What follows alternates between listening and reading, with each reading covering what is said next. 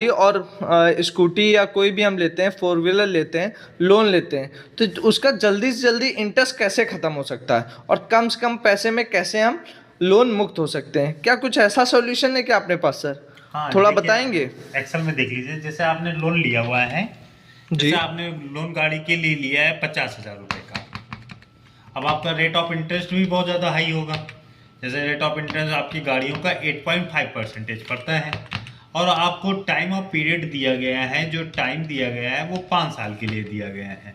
तो अगर आपको अपनी ईएमआई कैलकुलेट करनी है, तो ईएमआई कैलकुलेट करने के लिए आप इक्वल टू पीएमटी फंक्शन आप कैलकुलेट कर सकते हैं। पीएमटी फंक्शन लगा के आप रेट कॉमा एनपीआर कॉमा अपना लोन अमाउंट डाल दीजिए, तो आपको टोटल ईएमआई पता चल जाएगी कि आपको 12,000 पर ईयर की ईएमआई देनी है।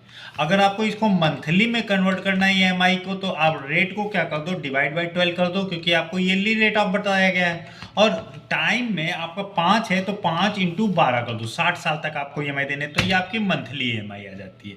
अब इस ईएमआई में आपको 1,025 रुपये बताया गया, 5 साल तक जमा करना है, 60 किस्तें, तो आपका लोन आराम से खत्म हो जाएगा। लेकिन आप अगर इसको मल्टीप्लाई करते हो तो रेट ऑफ इंटरेस्ट आपका बहुत ज़्यादा जा रहा है। देखें, आपने जैसे 50,000 लिया तो 11,000 रुपये, आपका 11,000 रुपये टोटल आपका रेट ऑफ इंटरेस्ट जा रहा है। तो आप अगर आप इस इंटरेस्ट को कम करना चाहते हैं, तो जो ईएमआई की वैल्यू है, आप इससे ज़्यादा पैसा जमा करना स्टार्ट कर दीजिए।